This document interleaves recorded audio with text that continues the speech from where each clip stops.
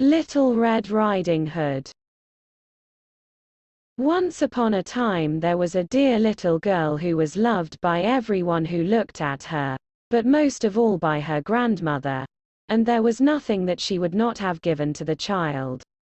Once she gave her a little cap of red velvet, which suited her so well that she would never wear anything else, so she was always called Little Red Riding Hood. One day her mother said to her, "Come, Little Red Riding Hood. Here is a piece of cake and a bottle of wine. Take them to your grandmother, she is ill and weak, and they will do her good. Set out before it gets hot, and when you are going, walk nicely and quietly and do not run off the path, or you may fall and break the bottle, and then your grandmother will get nothing.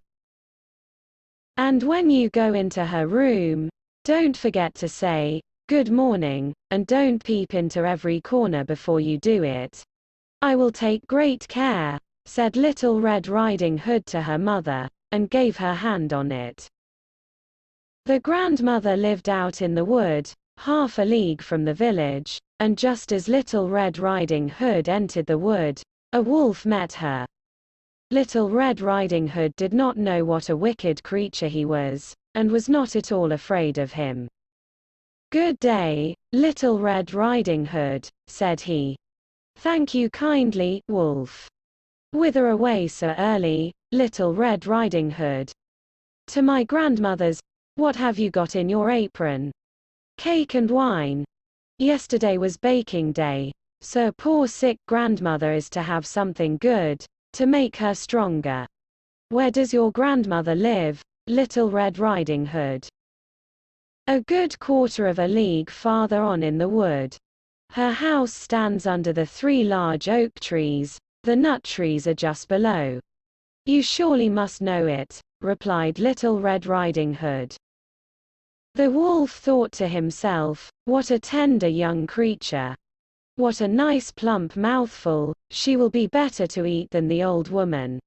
I must act craftily, so as to catch both." So he walked for a short time by the side of Little Red Riding Hood, and then he said, "See, Little Red Riding Hood, how pretty the flowers are about here. Why do you not look round?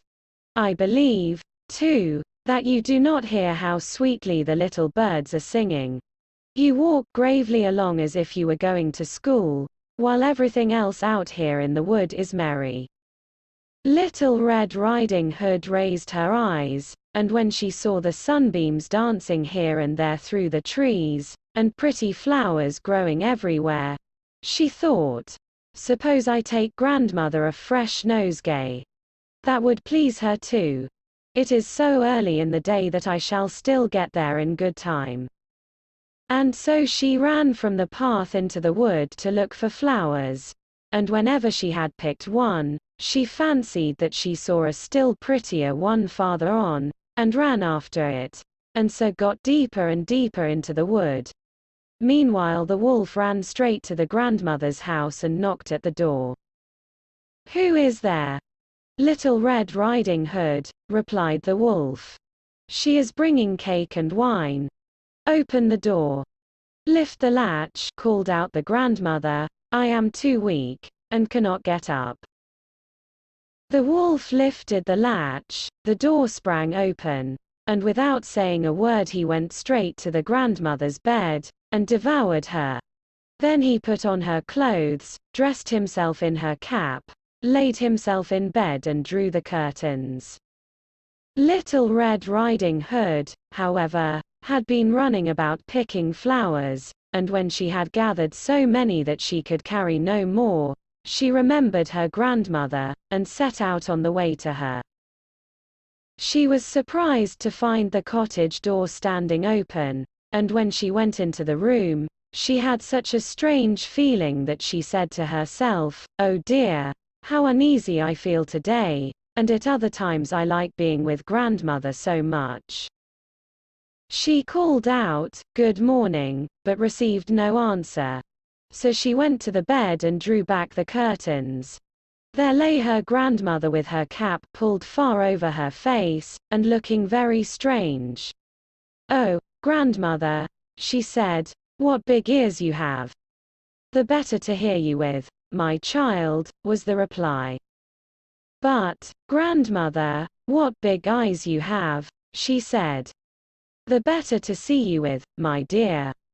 "But, grandmother, what large hands you have. The better to hug you with." "Oh, but, grandmother, what a terrible big mouth you have. The better to eat you with." And scarcely had the wolf said this, than with one bound he was out of bed and swallowed up Little Red Riding Hood. When the wolf had appeased his appetite, he lay down again in the bed, fell asleep and began to snore very loud. The huntsman was just passing the house, and thought to himself, "How the old woman is snoring. I must just see if she wants anything." So he went into the room, and when he came to the bed, he saw that the wolf was lying in it.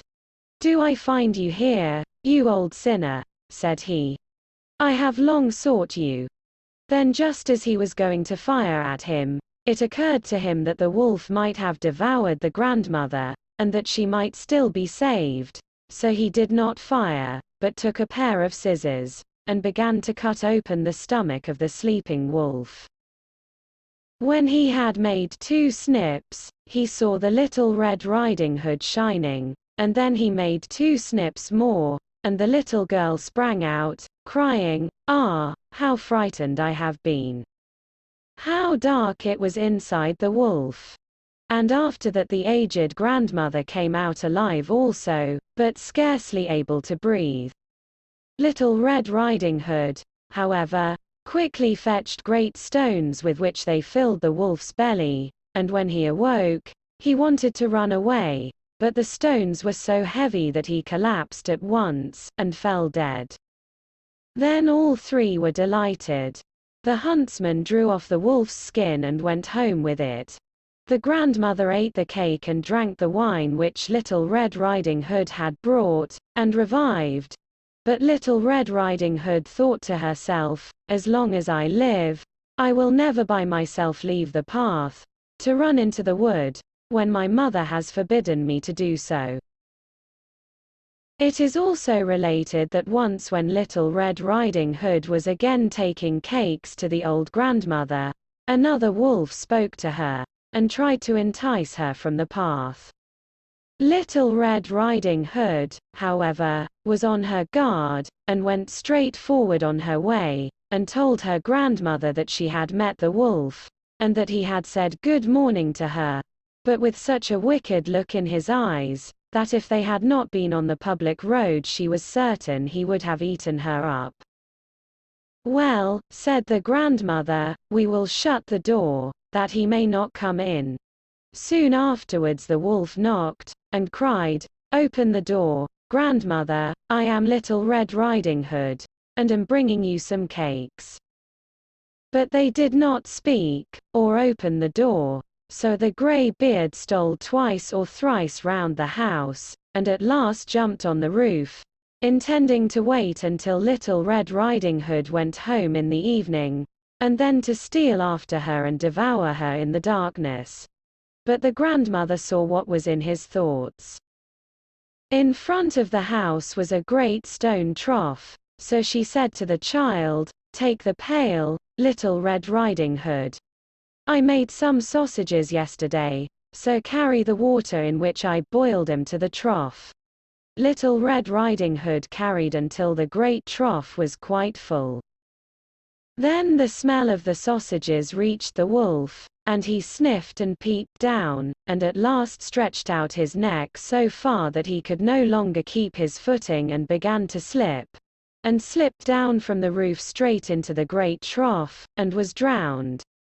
But Little Red Riding Hood went joyously home, and no one ever did anything to harm her again. The end.